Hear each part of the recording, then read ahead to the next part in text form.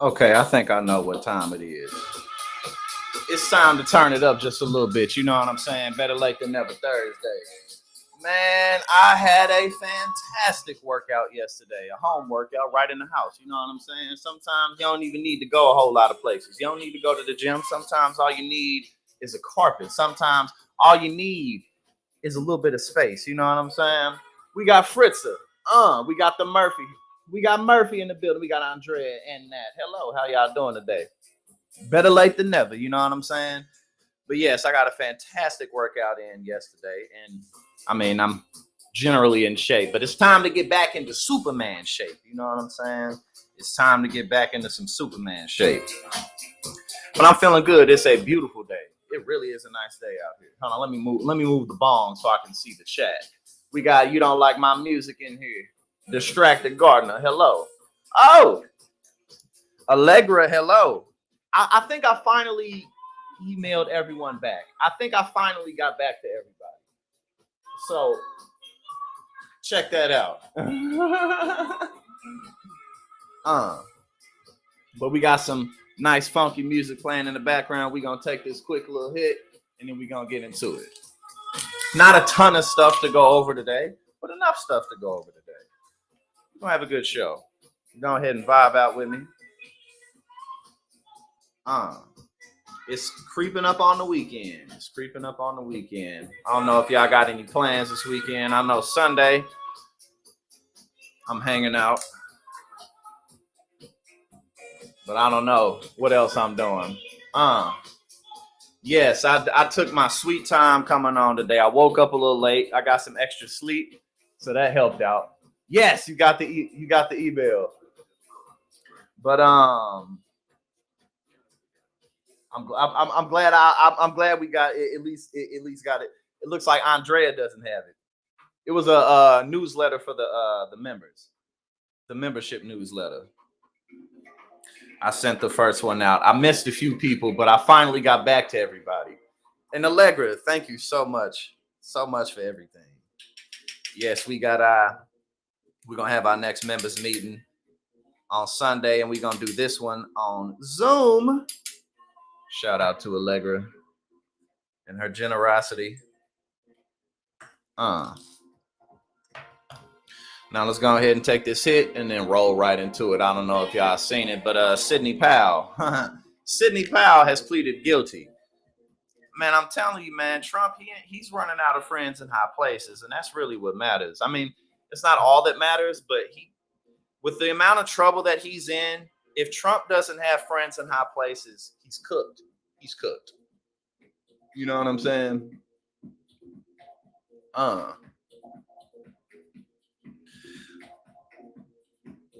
Hold on, who we got?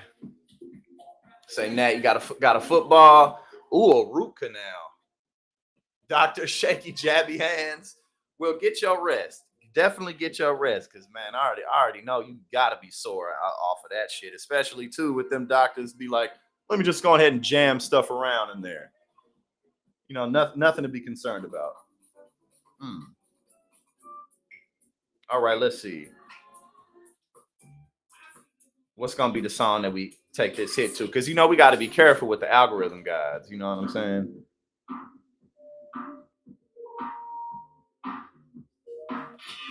Okay. Take this quick little hit and let's roll into it. Where's my lighter? Where is it? Yeah, she's absolutely about to be a snitch. 100%. 100%. She about to tell on everybody. Why not?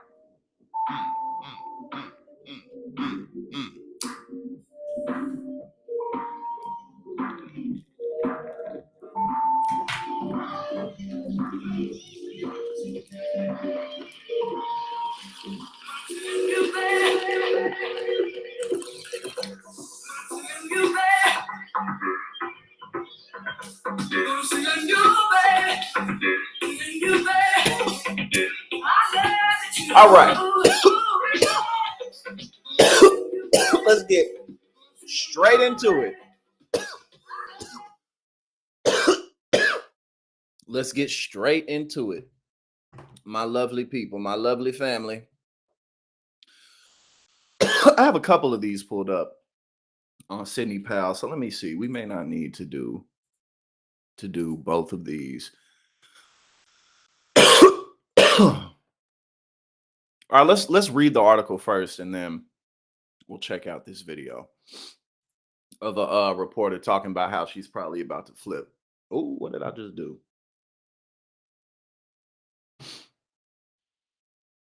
All right. Aztec Dragon, hello. Welcome to the stream. We got Aaron. Better late than never Thursday. Former Trump lawyer Sidney Powell pleads guilty in Georgia election interference case. And we also have some breaking news coming in now, Aaron. The election interference case against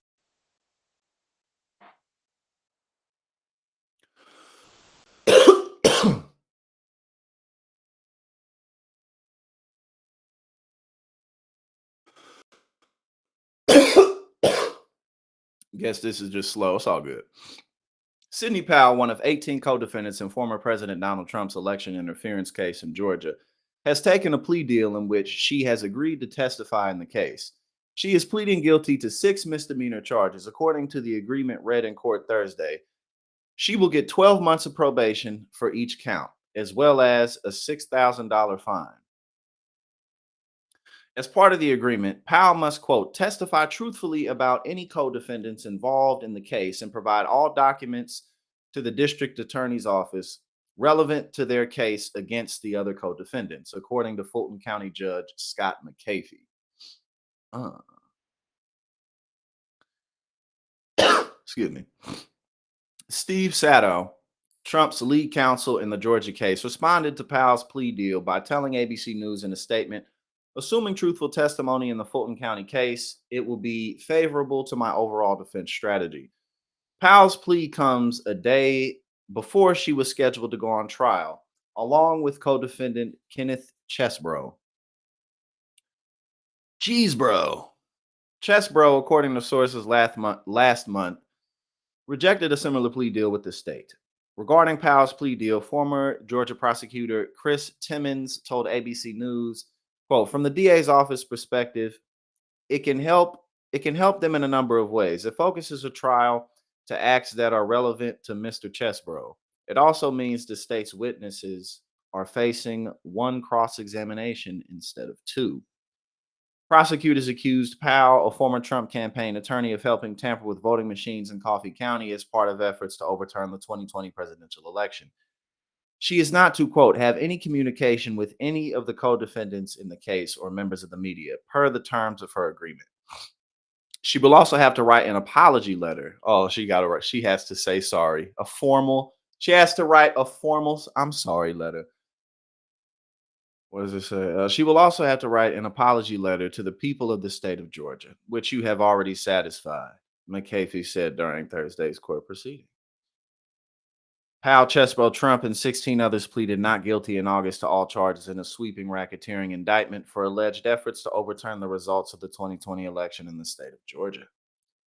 Powell is the second defendant in the case to strike a plea agreement after Georgia bail bondsman Scott Hall last month took a plea deal in which he pleaded guilty to tampering with voting machine equipment and received probation in exchange for agreeing to testify at the trial of other co-defendants. Chesebro, an attorney, is facing 7 counts after prosecutors said he drafted a strategy to use so-called alternate electors, and they actually named them that, to prevent Joe Biden from receiving 270 electoral votes in the 2020 election, according to the indictment. Jury selection will go down Friday. Hold on. Oh yeah, Jordan, it ain't happening. That ain't happening for him. It is not happening for Jordan. Oh, oh, we got Mick in the building. The work meeting just ended. Look at that. Better late than never Thursday. We here. You know what I'm saying?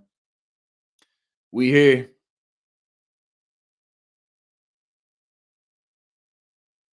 All right, let's see what's up. We'll continue to this next post about Sidney Powell. Very likely to become a witness against Donald Trump, reports CNN Justice correspondent. News just into CNN. Well, Caitlin Polantz, I'm going to go to you since we see you up on the screen with it. It involves Sidney Powell and a plea deal in Georgia. Caitlin, what are you learning?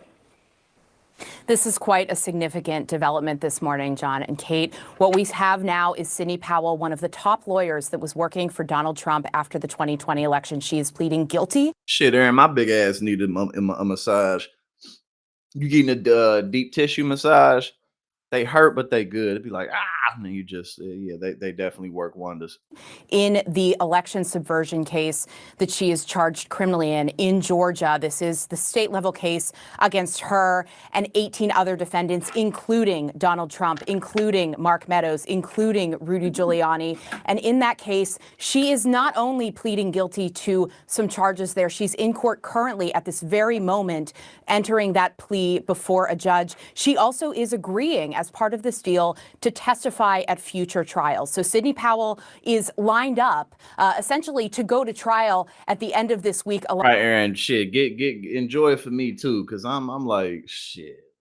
I'm tall as hell. My back be hurting. I'll be like, Now I'm 31. I'm still a young man, but I'm not 21. You know what I'm saying? So I got to stretch just a little bit more than I used to. Alongside one other defendant in that case, another lawyer, Ken Chesbro. She's not going to be going to trial now, so she's taking this plea deal. She will not have that trial. She will also be in a situation where prosecutors will be recommending her to avoid jail time as part of this deal.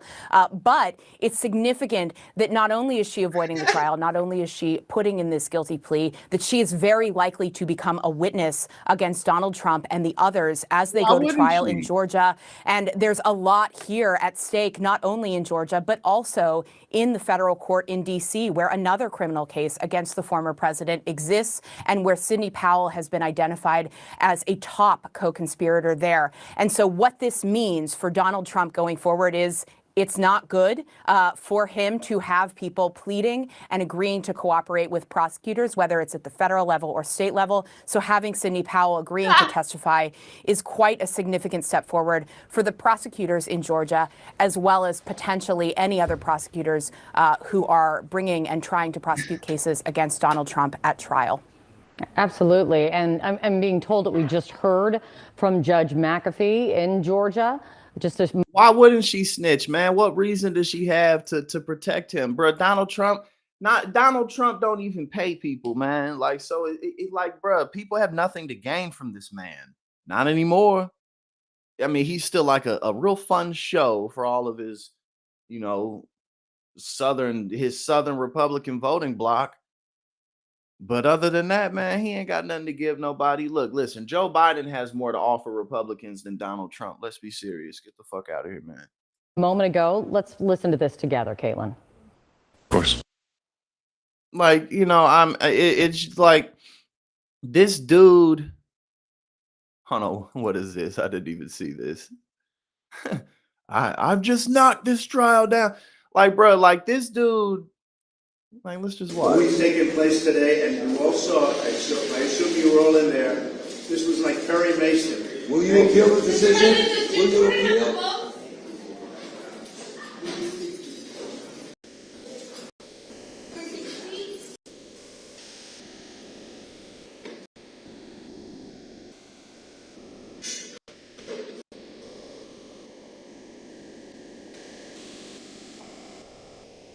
Like, and I was saying yesterday, you know, like, you know, Trump is, excuse me. You know, he's somebody who you've been able to, and when I say you, I just mean like people generally speaking. You know, he's somebody that you can kind of just laugh at because he's a clown, he's a joke, and he's funny, you know, like, but now he's to a point where he's really not funny anymore. Like he's just pathetic. Like he's just just a pathetic man, a pathetic, groveling, unbelievably insecure piece of shit. That's what he is. He's not even funny anymore. Because when he sits up here and calls all these people losers, like no guts, and what do you call what's the name? Bill. I was gonna say Bill Maher. I don't know why I'm blanking on his last name. The old attorney general. No guts or no talent. No guts, no talent. This loser, that. And then he was saying how God damn, I'm forgetting everybody's name right now. But he just calling everybody a loser and shit. And it's like, bro, you just lost to Joe Biden.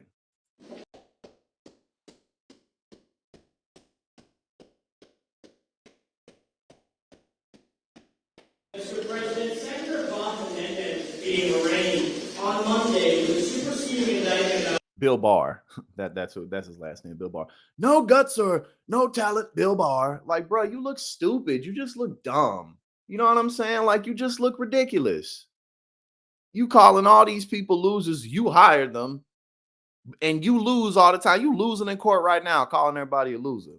being coronated. What do you think about it? Well, I don't know him very well.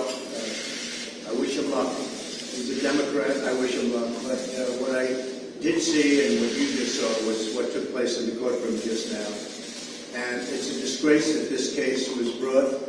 It's election interference. That's what they're doing because I'm here instead of been campaigning, and I guess I just heard there's a CNBC Bill Nye, poll yes, Bill Nye. that has me way ahead of Biden. Why aren't you campaigning, sir?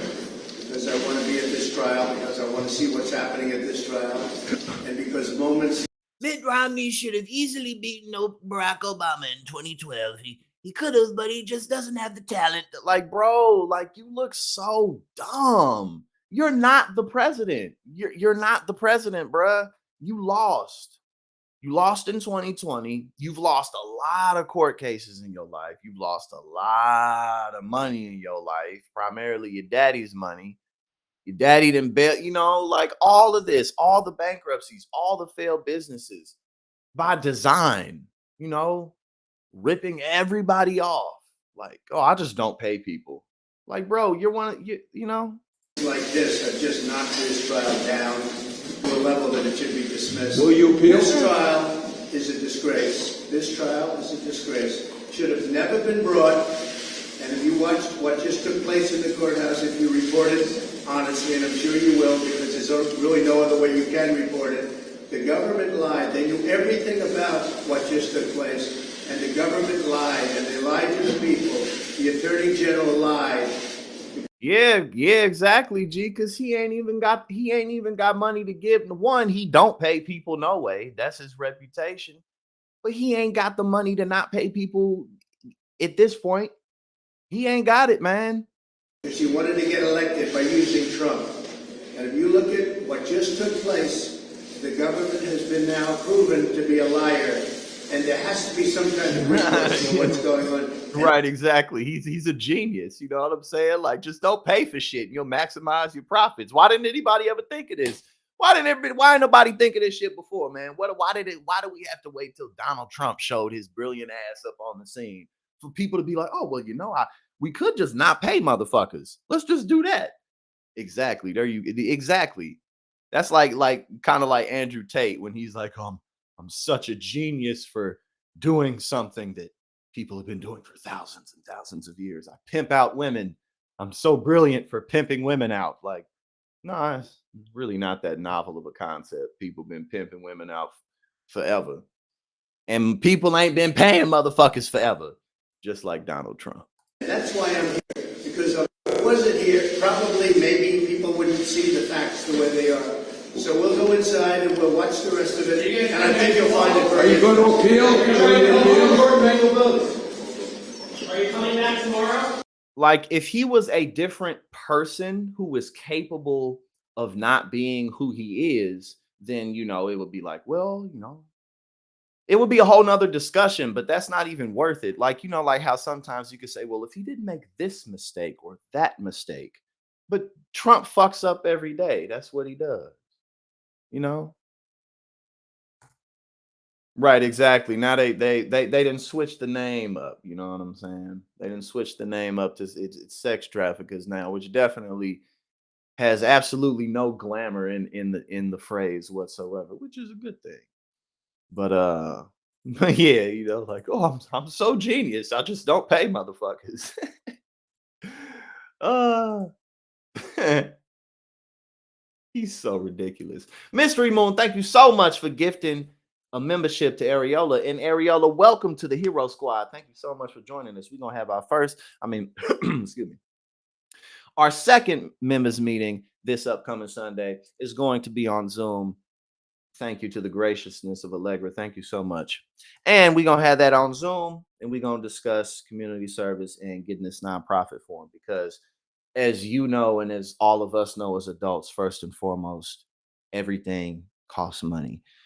But politics really costs money. So, to do things like fund progressive campaigns, fund small businesses and communities, help to create jobs programs, pushing things through city council, that shit ain't going to be for free.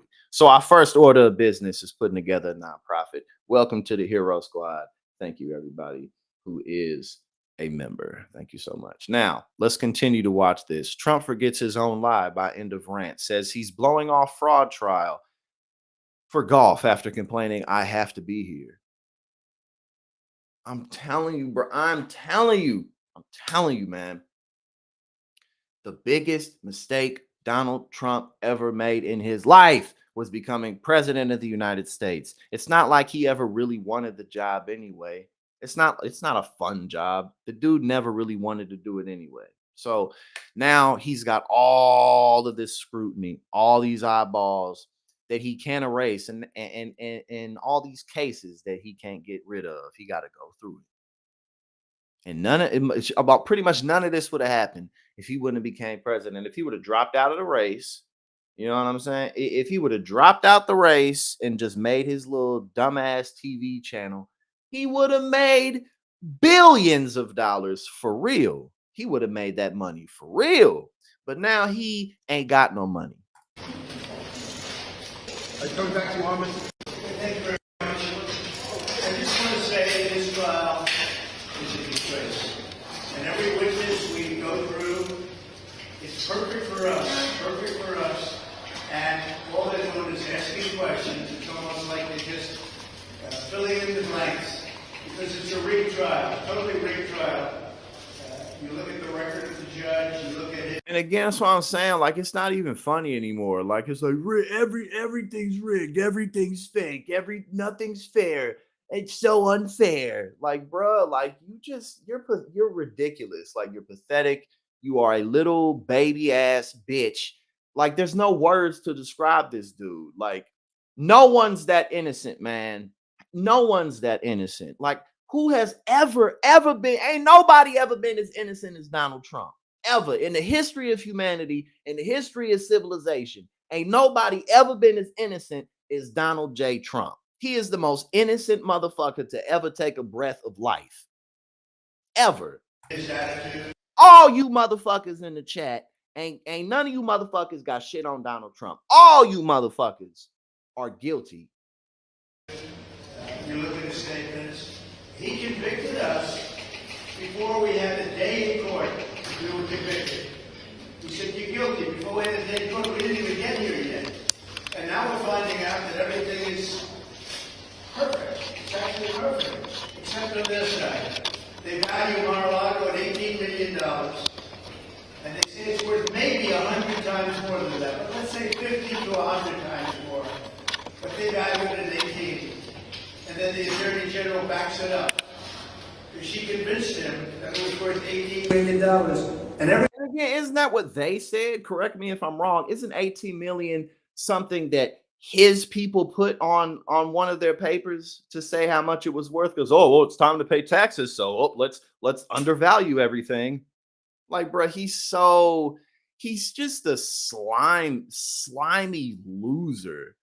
Like, he's such a fucking sleazeball. It's like, bro, your father, at least your dad was good at this shit and did a whole lot more in real estate than you ever have and ever will because your time running out anyway. It's like you took what your dad built Your dad was a sociopath, but he was a high functioning one. You took what your dad built and you just made a cartoon villain fucking mud pie sandwich out of that shit. He's put, bro, he is, ugh. Everybody throughout the world is laughing at it. It's so ridiculous.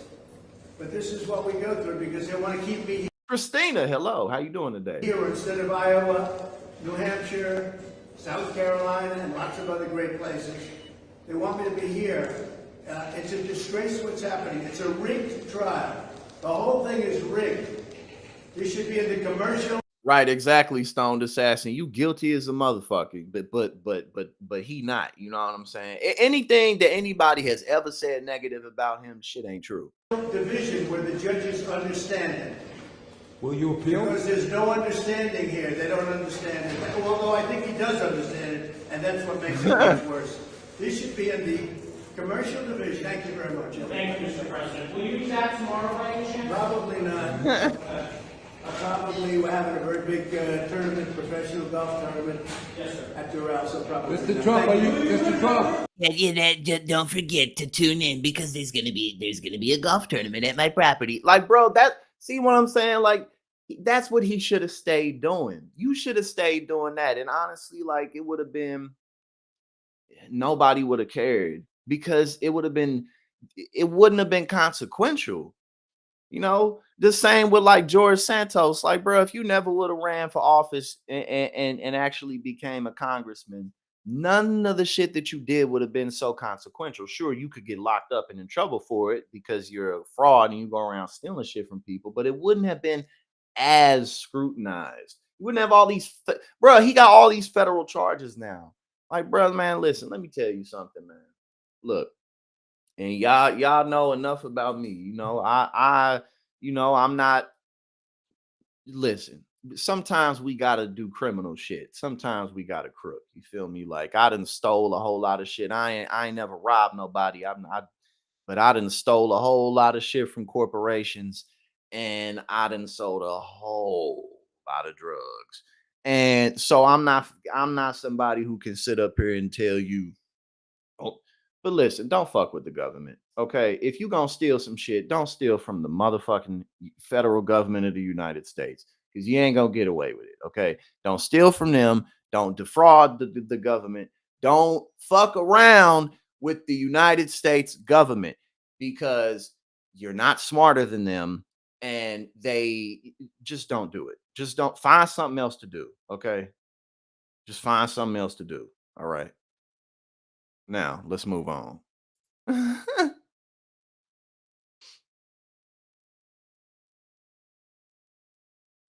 He said, I'm more into scams. I'm more into the low life shit. You know what I'm saying? Like, I'm more into just lying to people and taking their shit. You feel me? But yeah, nah, man, you feel me? Like, just don't do it. Just don't do it. Nah, I moved out here and I got too much to lose now to get back in any of that shit. But man, I have never ever been tempted to go toe to toe with the United States government in that way. Not in that way. I'll do it legally, but I ain't gonna do it illegally. Nah, you motherfuckers crazy. Okay, now, what should we do next? Well, we talked a little bit yesterday. You said it's like inventing money.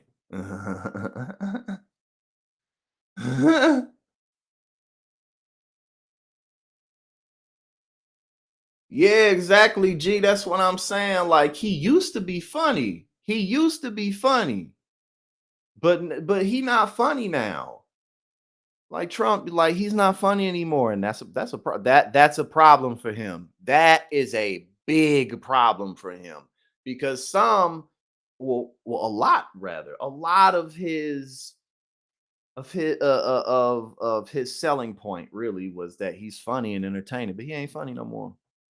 2 GOP members of Congress said they received death threats after voting against Jim Jordan as Speaker.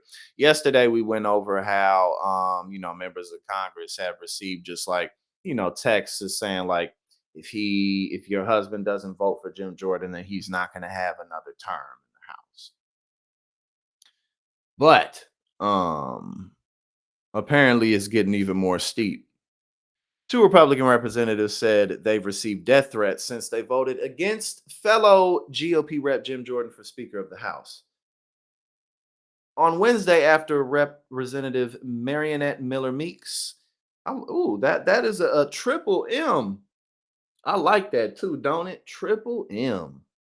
That's nice. I like the way that rolls off the tongue. Marionette Miller Meeks cast her first vote against Jordan's candidacy after supporting him just a day before. She announced in a press release that her office received a barrage of threatening calls and that she received credible death threats. Additionally, and think about how ridiculous it is that the likes of, first and foremost, there was absolutely no point in getting rid of Kevin McCarthy as Speaker of the House.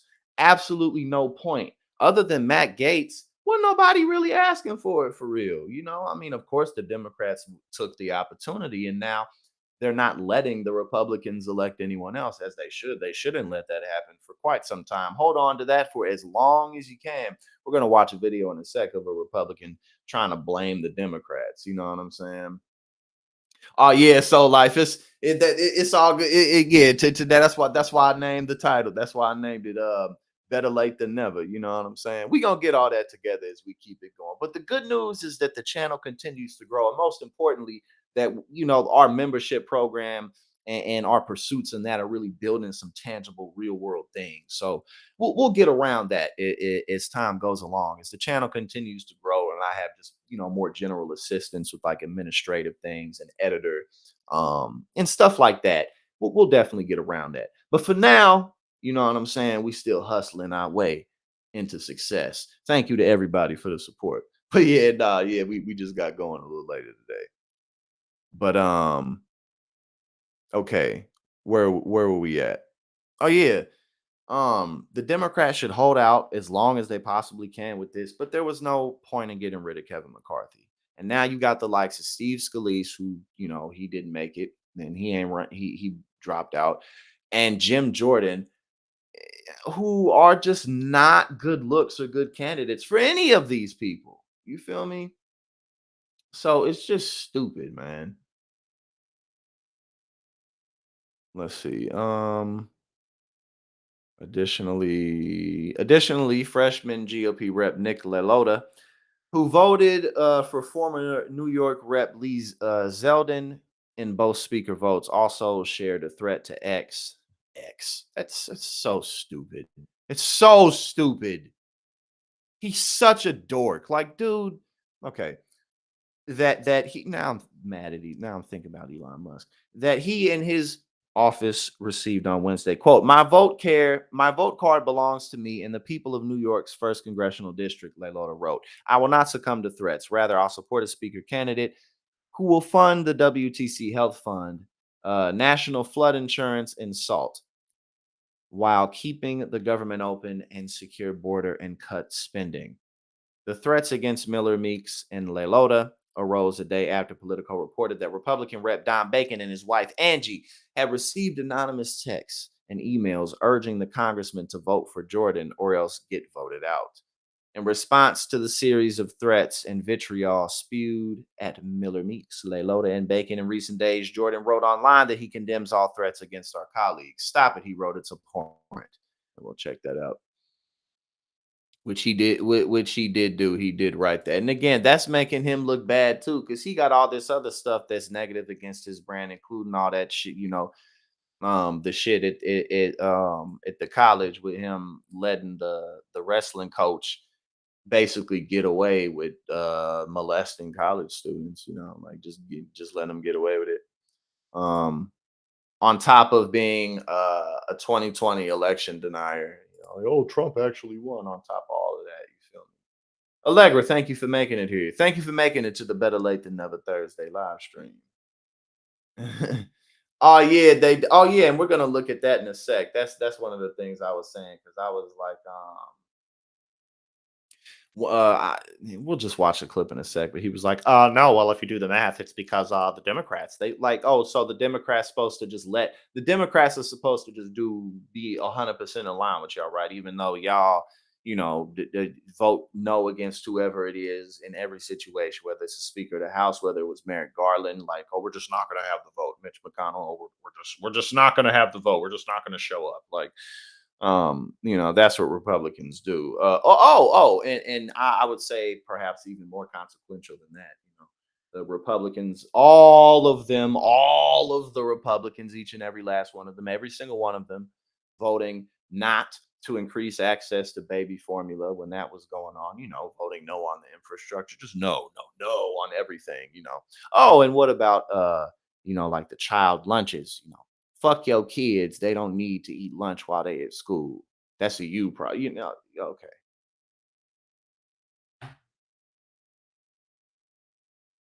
So he says,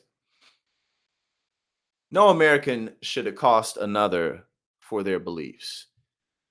We condemn all threats against our colleagues, and it is imperative that we come together. Stop, it's abhorrent. But yeah, this is all on you. This is on you in terms of like, you can't necessarily credibly. It's debatable if it's his fault that they did it. However, that doesn't matter because it's attached to his brand. You see what I'm saying? So like, you could make arguments that he isn't responsible for that, but it's still attached to his brand, which doesn't help his cause. You see what I'm saying? So basically, either way you put it, he's in a lose-lose situation.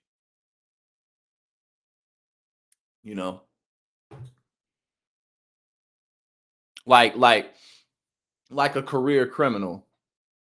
Like if a career criminal gets caught for something in particular, let's say they didn't do that. I didn't do this.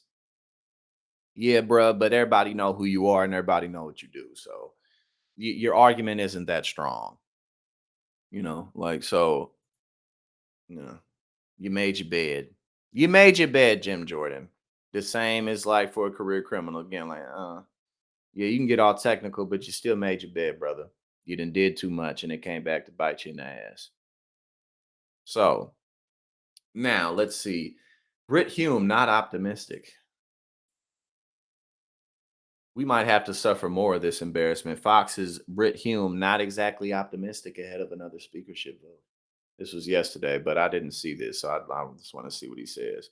Very quickly, I just want to get you to weigh in on this, having that conversation with the Democrat and Republican Congress members about the speaker and going forward. Yo, that last power panel that shit was hilarious. Oh, we got Metalhead. Oh, welcome, man. Look, I always have a good time when I'm on there. Welcome to the stream. Thank you for being a part of the community. I didn't even see you in there. I didn't see you come in. Thank you for being here. Politics and pre-rolls today. Okay. Yeah, that's what we gonna have to name one of the streams, that politics and pre-rolls. But no, I appreciate you for being here. And this but oh yeah, the last power panel I was on, yo, that shit was hilarious. I think they thought I was frustrated, but I wasn't. It was funny. Ben and Chank, they were going back and forth, and I was just the camera would pan to me, and I'm just sitting there like looking down at my phone.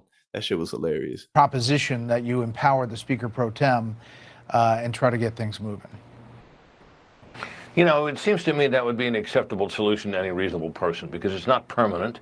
It's just for the short-term benefit of getting the House open and allowing certain measures that most people can agree on to pass. But these hardcore Republican insurgents who turned out Kevin McCarthy from his job and now are promoting Jim Jordan. I'm not sure they'll sit still for that. Jordan's lost a vote overnight, so he was worse off than he was the other day. Hell yeah, it's good that Sidney Powell pleaded guilty. Because look, man, it's like, again, Donald Trump, he's in a territory now where like he's just kind of screwed, because he can't stop shooting himself in the foot, whether it be getting gag orders, breaking gag orders, continuing to break laws, being in the situation that he's in the first place, where he has to beat 91 federal charges, which ain't happening. He's not going to beat 91 charges. He wakes up and says, fuck the judge, fuck the prosecutor, like, things most people wouldn't do. He keeps doing it. And now Sidney Powell pleading guilty. You feel me? Like, what's the point? What's the point? There's no point in defending Donald Trump, man. He ain't got nothing to offer nobody. Joe Biden has more to offer the Republican Party than Donald Trump, because Joe Biden is rather conservative for whatever it is that, like, that he would do that Republicans may not totally be in favor of. For instance, like any ways that Biden has strengthened unions in this country, or brought factory jobs back into the country, or something like that, with what he's done with the Chips Act. That's not enough to really get Republicans' blood boiling, especially when their party's such a disaster. Like, Donald Trump is just the Republican Party is not functioning right now. So, I mean, Biden's really a better bet for them, and because Trump just can't stay his ass out of trouble. What the hell does his dumb ass have to offer anybody? George Santos.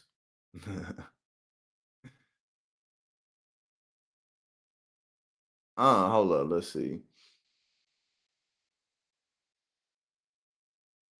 You said the Chip Chick Act. I'm glad I caught that, because the Chip Chick, that is the best website ever. You just go to that website and you gonna find some juicy shit that ain't none of your business. It ain't none of your business. But hey, they put it out there, so why not indulge? You feel me? George Santos campaign reports raising less than $674 over 90-day period after $17,000 in refunds. Like, bro, like, he's another one. He is sick in the head, right? We got to get this dude in the White House. Why not? Why not? Get him in the White House, man. What are we waiting for? Okay, that's headlines. Over the last 3 months, George Santos has refunded far more money to donors than his reelection campaign has brought in, according to a report. The Long Island Republican, who has been indicted on 23 federal criminal charges, issued $17,000 in refund. Bruh. Yo, that's like I said yesterday. Right? It still has yet to be seen if Donald Trump's actually going to go to prison. But if there's one thing that we know for sure and for certain, is that this motherfucker is going to prison. George Santos is going to prison. And Donald Trump might go to prison too, because again, he can't help himself. He can't help but make things worse. We have yet to see, though. And to think that this dude's only 4 years older than me.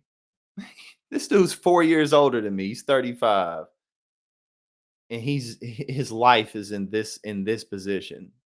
Like, what a ridiculous person. He's such a ridiculous person. The Santos campaign spent more than $42,000 during that time period and amassed more than $120,000 in new debt, according to the outlet, leaving the 35-year-old congressman's campaign account with only $23,000 in funds.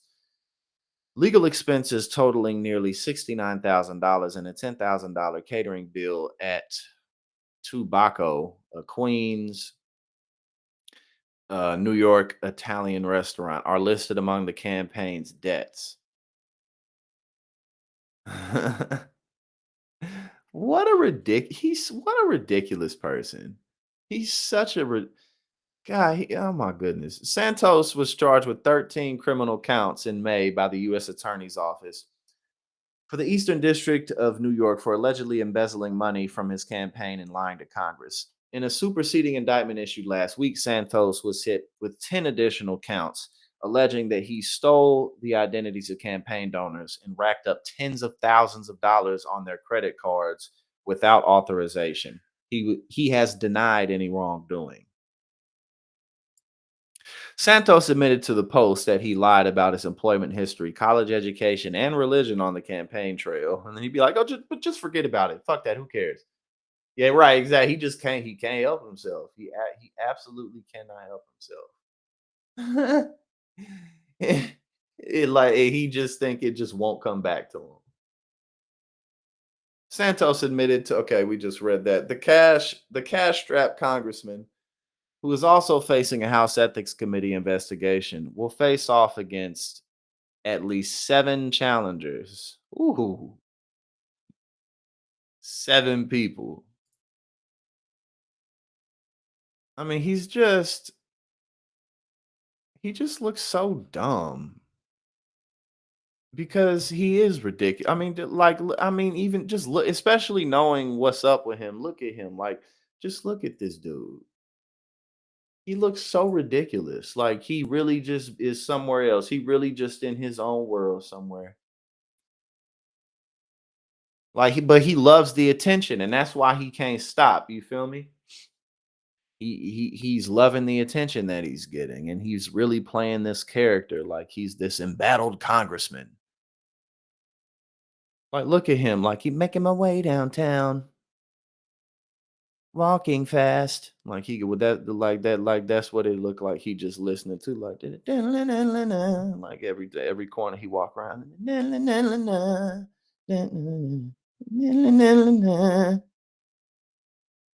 Look at this dude.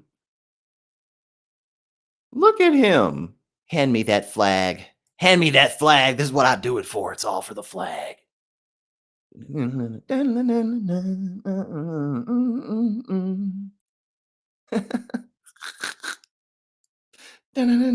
Like, bro, this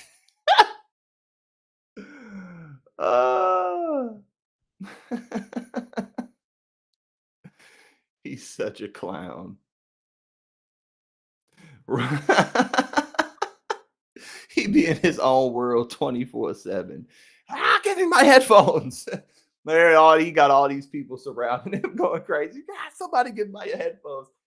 Like, give him back. And then he got all these people making my way downtown. Oh my God.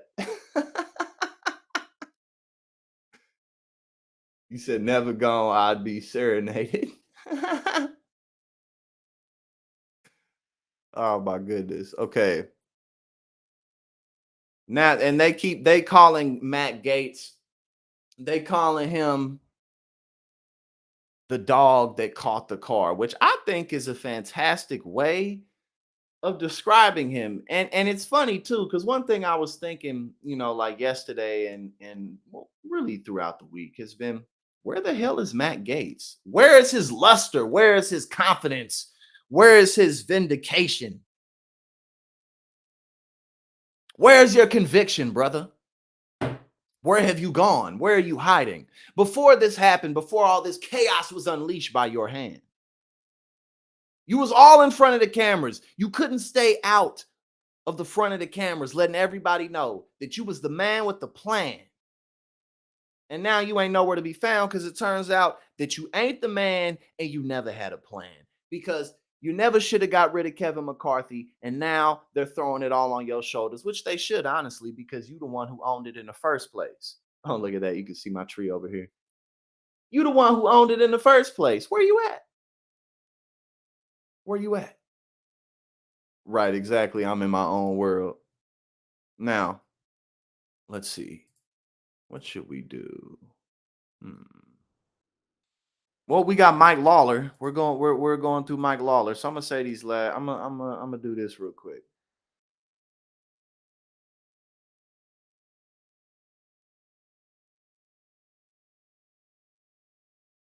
Matt Gaetz, the dog that caught the car. What now? You never thought you was actually gonna do it, but now that you got it, you don't know what to do. But I appreciate your time.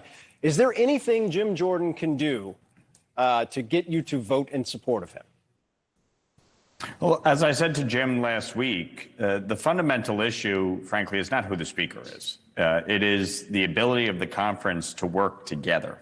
You have 221 members, and throughout the course of the year, around 20 folks have undermined the conference by voting down rules, by delaying the vote in January for speaker, by voting to vacate the chair, by refusing to support a conservative CR that would have cut spending by 8% and helped secure our border. And so the frustration among many is the ability to govern. And that, to me, is the focus. And so, as I said to Jim last week, if you want to be able to advance this forward, you have to get those 20 folks together with folks in swing districts and find a way forward in terms of legislation, because that's what the fundamental issue is. And so your no votes, I think, would seem to say that he hasn't been able to do that. I think the bigger question right now is nobody. Tell me who can get 217 votes in your conference. Like, just to be blunt about it, there's no one. Look, right now, there's nobody that's at 217. The closest person that I think could get there is Kevin McCarthy. And I still fundamentally believe he's the right person. Yes, 100%, Carlos. Well, he never should have did it. Because again, ain't like he wanted the job anyway. To lead our conference. Matt Gaetz is the dog that caught the car. There was no plan after the removal of McCarthy. He just hoped the rest of the conference would solve the problem for him that he created. But you have a real challenge here. And especially after the removal of McCarthy, after blocking Steve Scalise, there's a lot of frustration within the conference. So to me, at the end of the day, we need to come together. We need to get back to work.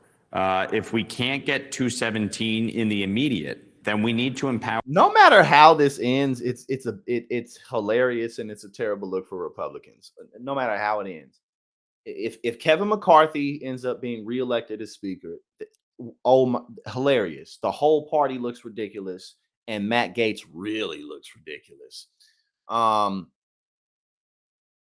If it was Hakeem Jeffries, I mean, which again, that's probably a far fetch, but oh my God, that would be hilarious.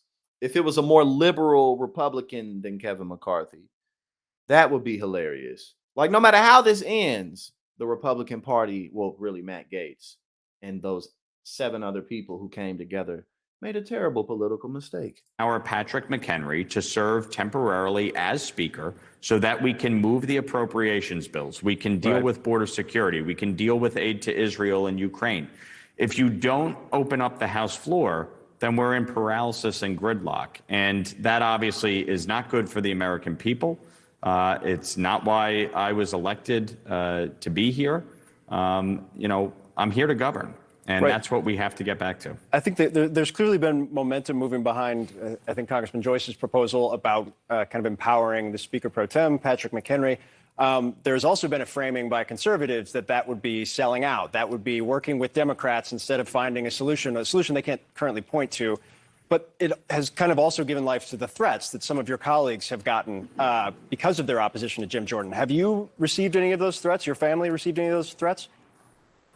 No, and certainly, look, voters are entitled to reach out, to offer their opinion, to voice their frustrations.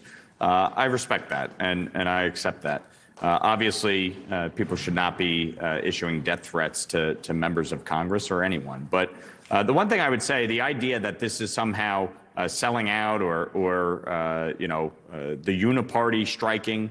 Let's be clear. The only reason we're in this mess is because 8 Republicans teamed up with 208 Democrats to do this, to throw the House into chaos. So we wouldn't be here but for that. And Patrick McHenry is a Republican. He's been a Republican his whole life. He's served in Congress nearly 20 years. He is well respected across the broad spectrum of the House. He would be able to do the job effectively and efficiently. And the bottom line is we need to get back to work. Right. So this is not about selling out or striking a deal with the Democrats. It's a Republican speaker who's going to govern as a Republican. We just need to get back to work. Right, a very conservative Republican who also just wants to be the House Financial Services Chairman. Congressman, do you expect a move towards the Joyce proposal towards empowering Patrick McHenry today? Look, if we can't get to 217 today, we need to get the House floor back up and running. I have a bill in House Foreign Affairs Committee today that we're marking up to sanction Iran and Iranian petroleum even further. We need to be moving these bills on the House floor, given the situation in Israel. So there's a lot of work to do. And if we can't come to an immediate consensus on a speaker, then we need to empower Patrick to govern. And that's, as far as I'm concerned, the most important thing we can do today. All right, New York Republican Congressman Mike Lawson, I appreciate your time. Okay. I had to get some stuff. I was finding some stuff just in time.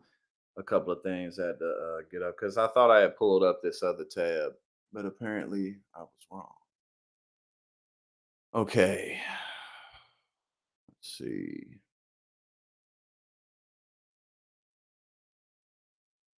Jewish, Muslim, Arab communities see rise in threats, federal agencies say. Amid increased reports of threats against Jewish, Muslim, and Arab communities, federal agencies are reaching out to community leaders to assess their needs regarding safety and security. U.S. Attorney General Merrick Garland said at a Thursday press conference, he has directed all 94 of our United States offices and the FBI to be in close touch with federal, state, and local law enforcement partners in their districts in response to the Israel-Hamas conflict in the Middle East. The entire Justice Department remains vigilant in our efforts to identify and respond to hate crimes, threats of violence, or related incidents with particular attention to threats to faith communities. Garlick has met with U.S. attorneys and federal, state, and local law enforcement officials and has directed U.S. attorneys to reach out to religious and other community leaders in their districts to reaffirm our commitment to them and to assess what additional support they may need. The FBI, Department of Homeland Security, and National Counterterrorism Center found that the increase in recent reports of physical assaults, bomb threats, and online calls for mass casualty attacks have highlighted the tensions that the conflict overseas has heightened. And again, that which we saw the other day, that terrible, ridiculous, just tragic incident of that 71-year-old man killing that 6-year-old boy in Chicago. So absolutely, security definitely needs to be beefed up because this issue, not only is this an issue that is very serious, an issue that has many decades of history. It's also an issue that people are losing their minds over, who really don't need to be losing their minds over it. You know what I'm saying? Like, people are incredibly polarized here, and so much of it is just like just unnecessary and not helpful. Just a lot of people's reaction. Obviously, like acts of violence, that's extreme. But even like on a more minute level, like the way a lot of people have been reacting to this, people on the left too, has just really been unnecessary and like just like, bro, calm down, bro. Like, you know what I'm saying? Like, yes, it's a serious issue, but just being pissed off online is not helping. Like, you know what I'm saying? Like, relax. So I think a part that we definitely can play is to help other people calm the fuck down so that we can move forward in a way that actually we can arrive at some peace or learn together instead of, like, people are just doing way too much.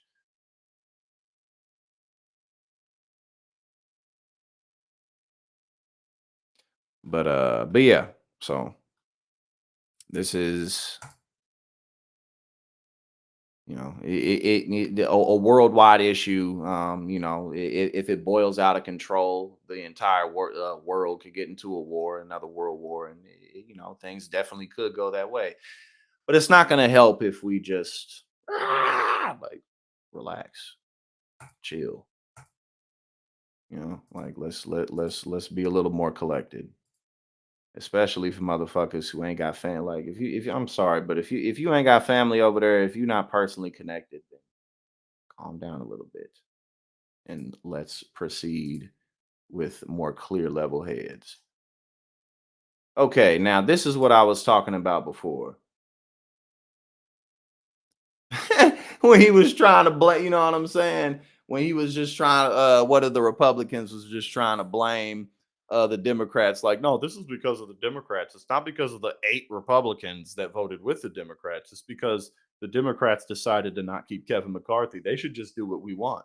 And he looks so ridiculous doing this. And there's no way he actually can really be in line with this thinking. He's just a complete tool. Even more support from members of his own party this time around, but a spokesman for the Ohio Republican says he will keep going. Joining me now is Georgia Congressman Austin Scott, who lost the conference nomination to Jordan last week, but is now firmly behind Jim Jordan. Sir, thanks so much for being with us. Should he keep going? Should Jim Jordan continue as his aides say he will? Oh, yeah, I think he's going to continue. And if you remember what happened last time, I think it took Speaker McCarthy somewhere around 14 rounds. Brianna, we shouldn't be in this position. I mean, 208 Democrats voted with 8 Republicans to put us here. But let me ask you, sir, McCarthy was never in a hold. Look how he looking around. Hold on, look at how he looking around, because he knows this is bullshit. And he knows that she isn't stupid. Like he knows, like he's like, God, looks so ridiculous right now. Somewhere around 14 rounds. Brianna, we shouldn't be in this position. Don, what's going on, my brother? How you doing? Position. I mean, 208 Democrats voted with 8 Republicans to put us here. But let me ask you, sir, McCarthy was never in a hold. Look at him. I'm sorry? McCarthy was never in a hold this year. But Speaker McCarthy was elected, and he was the Speaker of the House. He was the largest Republican fundraiser ever for us as House Republicans. I mean, the Democrats knew what they were doing when they put up 208 votes to take him out of the speakership, and that's what created the current situation that we're in. So then we had a conference meeting. They didn't take him out of the speakership. I mean, you guys are Sure the they majority. did. But you guys are the majority, right? 96% of the votes came from Democrats, though, Brianna. I mean, just factually speaking, there were only 8 Republicans, and there were 208 Democrats. I mean, 208 Democrats. But sir, who? Bruh. I think he's dumb. I think that this, but I don't know. Like either he's, because he can't believe it either way. But it's like, who would really be willing to argue this? Like, because it's so ridiculous. Who's in the majority? Well, the Democrats were the majority of that vote, and when we have a very who's in small the margin, majority in the House of Representatives?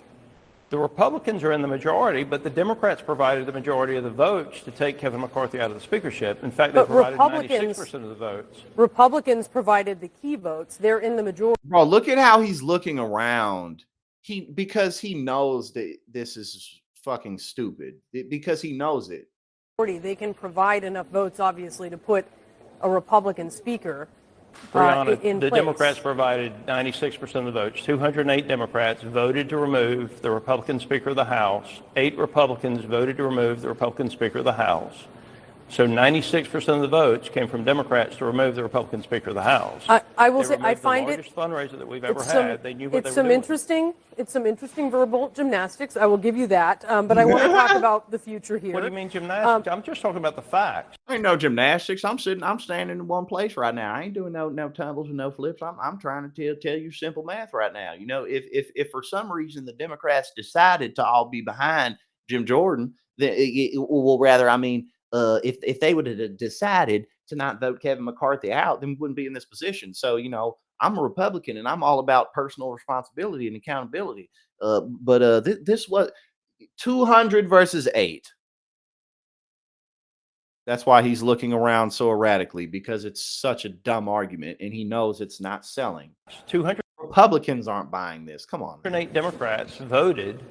They were the vast majority of the vote to take Kevin McCarthy out of the speakership. Well, I'm talking about how it works. And that is that the majority in the House of Representatives, your party is responsible for electing the speaker, not the Democrats. We are. Do you think, can I ask you this, do you think that there's going to be another vote today? Because we're uncertain on that. I absolutely believe there will be another vote today. And, you know, I don't know exactly what time that will be.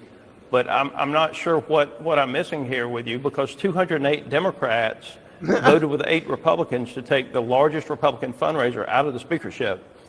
Look, obviously it's a ridiculous argument. It's not that you have to think about it, but one of the biggest key ways you know this is just some ridiculously stupid, incredibly just illogical is that there's no deviation from the very small, narrow point he's making. He's not explaining it. He's not elaborating. He's not giving nothing. It's just, well, more Democrats voted, so that's why Democrats voted. Like there's nothing else, like if someone can't explain something, if someone can't elaborate, then either they don't understand it or it's just some bullshit. This was a pretty calculated decision by the Democrats. I get it. It that was we had it eight was Republicans. Here's why, sir, because it was a Republican who filed the motion to vacate. It was a Republican that had very, very personal differences with Kevin McCarthy. All right, so Jordan. She like, I don't know what else to say. She like, okay, I'll just try to move on. Lost 22 Republicans. That at this point is net. He's lost 3 more. He gained 1 from the votes before. What is your message to these 22 who are still against Jordan? I think it's time to seat a Republican speaker. We've got work to do. We need to seat a Republican speaker. Nobody is going to get, let me say it this way, everybody's not going to get the person that they want, right? I mean, we have people that are voting for Kevin. We have people that are voting for Steve. We have people that are voting for people other than the Republican nominee. I mean, what got us into this position is people who did not abide by the rules of the Republican conference. Those 8 people that voted. Okay, so now he's saying, now he's giving the actual reason, and that's why she paused. She was like, okay, I'm gonna make you say what's actually going on, and he's doing it. She's so much smarter than he is. But what's funny is that it's not even like it's like this is so baseline. Obviously she's a very intelligent woman, but it's like it's like she's not really trying. She's having to slow down to be like, okay, like it's not even a complicated thing. With the 208 Democrats to create the current scenario, we're not following the rules of the conference. I mean, our rules are that you should abide by whoever wins the conference, and that didn't happen this past week, and now we're in the situation that we're in. But let's not forget that 208 Democrats voted to vacate the speaker's chair. Yes, as you've said. So how do you describe this? So as you mentioned, in your party, they're not following, obviously, how they normally do things. What is going on? How do you describe this? And do you worry that it's going to cost your party the majority? I absolutely worry that it's going to cost us the majority. I mean, it is part of this. Yeah, I think it was a Fox News host. Wasn't it Brett Baer? I think, or it may have been someone else. It was a Fox News host who said that. I think it was. It's got to do with outside groups raising tremendous sums off of the chaos. Part of it has got to do with a lack of journalism. If someone goes to Fox News, they're going to see one thing. If they go to CNN, they're going to see something totally opposite of that. And so part of it is symbolic of the times that we're living in. Part of it is symbolic of how the districts are drawn. And we've got people in districts that Trump won by 20 points that want people who are in districts that Biden won to vote the exact same way they do. So part of this is just democracy, and democracy's messy, but it's better than anything else that's out there. I want to ask you separately. I love when Republicans say democracy, but then when for whatever reason it's not like beneficial to them, which usually democracy is not beneficial to Republicans because people don't want their shit. Then they're like, well, this is not a democracy. This is a constitutional republic. So, you know what I'm saying? Like, obviously about Israel. You're on House Intel. This is incredibly entertaining. Congressman Steve Scalise dropped out of the race for. Incredibly entertaining. Okay, now let's see what we got next. Now where are we going? Now, which direction are we headed? Oh, hold up. I'm not even gonna go into this. The headline is just like, dude. Will Smith calls relationship with wife Jada sloppy public experiment in unconditional love. Like, can y'all just stop? Stop. Like, bro, Will Smith, you were the man. And you're just like, what? Why, bro? Like, would y'all just break up with each other, man? Like, it's okay. Oh, do something. Uh-oh. Now, this is the real story. This is the real story right here. Oh, fun. The murder hornet's cousin is now in the U.S. A live, yellow-legged hornet found in Georgia is the first to be discovered in the United States. A cousin of the larger northern giant hornet, the yellow-legged hornet also preys on honeybees. Originally from Southeast Asia, the yellow-legged hornet can grow nests with an average of 6,000 workers. Uh-oh. But Mick, that's what I'm saying. Like Will and Jada have both been seeing other people for years. Will and Jada honestly probably haven't had sex in years, which is what makes it so stupid. Like y'all have been dating other people. So what are you doing? Like just get a divorce. Like it's okay. Like y'all don't have to be married. Like y'all like like it's just stupid. Like y'all been not together, so break the fuck up. Like late last summer, scientists found this. So they found him late last summer in the Savannah, Georgia. The yellow-legged hornet poses a threat to honeybees and other pollinators in our state. So that is an issue, environmental and ecosystem issue. Invasive species can cause massive damage. In fact, in fact, I can't remember what it's called. I think no, it's not a lanternfly. I don't know, remember what it's called, but it's some type of fly. It's really pretty too. It has like red and white wings. They're all over the place up here in the Northeast, and there's signs everywhere that say if you see these, kill these because they like have been destroying the ecosystem. The invasive species can sometimes they can help though. Sometimes they can help a lot. And then there have been experiments where people have like introduced like different types of amphibious or reptilian life forms in different places to maybe eat pests or to go after certain kinds of pests. And then it works at first, but then they eat everything else and then they breed out of control. So it's interesting how the ecosystem really how delicate it really is. Native to the tropical and subtropical areas of Southeast Asia, the yellow-legged hornet worker is often around half the size of a murder hornet.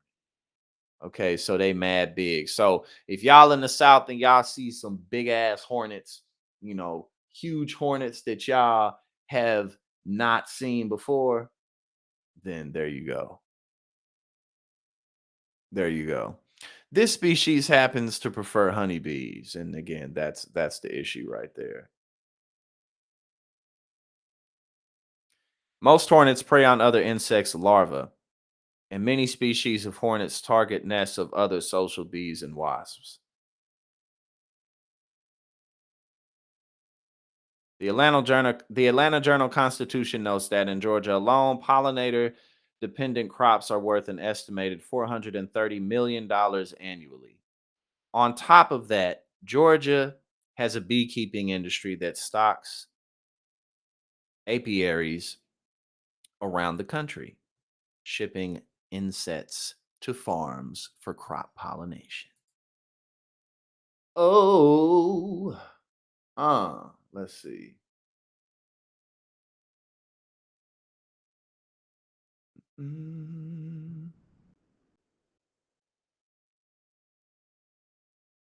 Oh yeah, you said y'all got all kinds of big mystery said y'all got all kinds of big ass hornets, so you ain't even gonna recognize the difference. Like shit, I ain't who knows?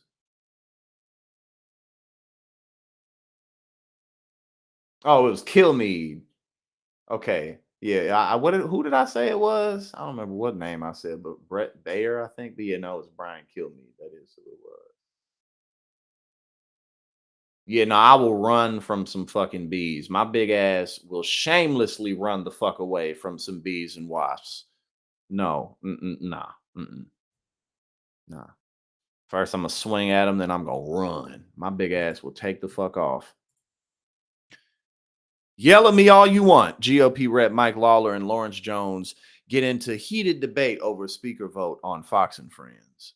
All right, Congressman, want to get your comments on something else today. You're expected to have another speaker's vote today. Jim Jordan is apparently the only nominee. It looks like you guys just can't get the job done. I saw some of your representatives. And yes, Ariola, it was mystery. And yes, you just must have missed it earlier. But yeah, she gifted you a membership. Now you are a member of the Hero Squad. Thank you. Welcome aboard. Some of your colleagues upset at some of the calls that they're getting from voters. What is it going to take for you guys to get your act together? Well, listen, voters obviously have the right to weigh in with each of us and express their views, and I respect that. Certainly in my district, I've received a lot of calls, many in favor of, many against. But I will tell you, the biggest challenge here, as I told Jim Jordan last Friday, is if we can't get consensus, if we can't get the conference together, the 20 people who throughout the course of the year have undermined the conference, led by Matt Gaetz, who voted to remove Speaker McCarthy, teaming up with 208 Democrats to do it. If we can't get those folks in a room with folks like me in swing districts, and the folks that are now opposed to Jordan, we're never going to be able to build consensus. But you're one of the people that are opposed. But respectfully, Congressman, the Gaetz thing is past us now. We have a new nominee that's on the floor, and the question is, why aren't you voting for him? Respectfully, it's not past us, and that's the challenge here. And what I've said to Jim McCarthy is Jordan, no longer a nominee. What I've said to Jim Jordan from the very start is you have to get the right people in the room so that we can hash this out. I'm asking about you, though, Congressman, not the right people. You're voting against them. With all due respect, you can yell at me about it, but with all due respect, if we don't get everybody in the room to hash out the path forward, it doesn't matter who the speaker is, all right? We can elect a new speaker, but we still need 218 votes on the floor to pass our appropriations bills, to deal with aid to Israel, to deal with the crisis in Ukraine, to deal with our border. If we can't compromise within the conference, forget about the Democrats, within the conference, we're not going to be able to govern. And that is the fundamental problem here. So when you had 8 people team up with 208 Democrats to unceremoniously remove Kevin McCarthy without cause, and then they moved to block Steve Scalise because they wanted Jim Jordan, you create a problem within the conference. Yeah. And what I'm saying is, if you want to fix it, as I told Jim Jordan last week, get everybody in the room that needs to be there and fix it. Yep. That's the only way forward. And don't leave the room until it's fixed. Yeah, we'll see this vote today. By the way, we told Jim, stay in the room till you get 217. Yep. Don't put it on the floor until you have it. Agreed. And he did. He went without it, and we had less votes yesterday than the first round. It was a gamble, and he lost. All right, thank you so much. Thanks, Congressman. Well, you saw. Again, there was just, ultimately, like the bigger issue for the GOP is the voters who aren't die-hard GOP fanatics. That's their problem. It's not just Donald Trump. It's their inability to govern. Yeah, that matters, but also, things like the 6-week abortion bans that they just know we have to pass these. They're so adamant about getting those things passed and getting those things through those state governments. That's hurting them. I mean, look, God, Ron DeSantis, like his policies, that's hurting them.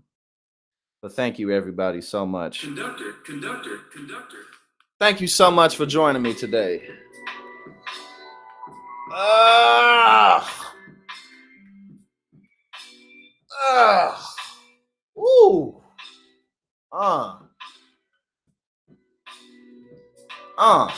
We had a fantastic Better Late Than Never Thursday stream. I appreciate y'all, man. You know what I'm saying? We're growing. And the more that we do this, the more that we're actually developing some real world, tangible political initiatives. You know what I'm saying? Like, we're not just having a good time on stream. We're actually putting our money where our mouths are. You know what I'm saying? So let's continue to do that. Let's continue to actually get out here and make some shit shake. Sunday will be our next members meeting. We're going to do that one on Zoom. And we're going to talk about getting this nonprofit organization formed. Because, as you know, ain't shit free. And we got to pay for shit. And what better way to pay for political initiatives than collectively, publicly, through collective public small dollars, aka nonprofit organization. But yes, we had a very good time today. We're gonna go ahead and take this hit. But yeah, again, you know, as we continue to grow and everything like that, you know, it'll just be easier for me to come on at the right time, at times that work, to where I'm not like competing with different shows that y'all like to watch and stuff like that. But until then, we are growing. So thank y'all, man. I truly appreciate all of y'all's constant support and encouragement, because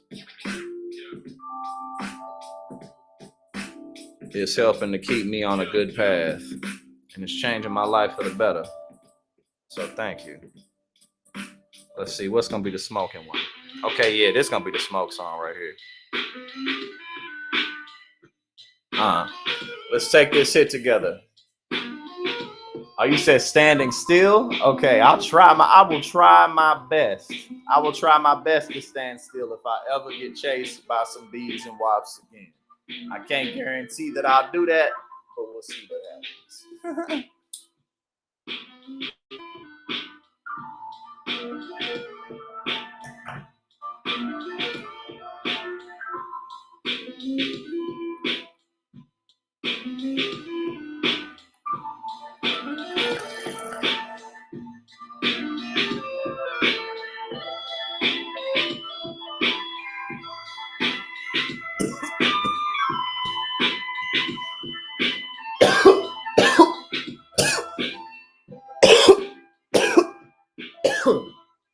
All right.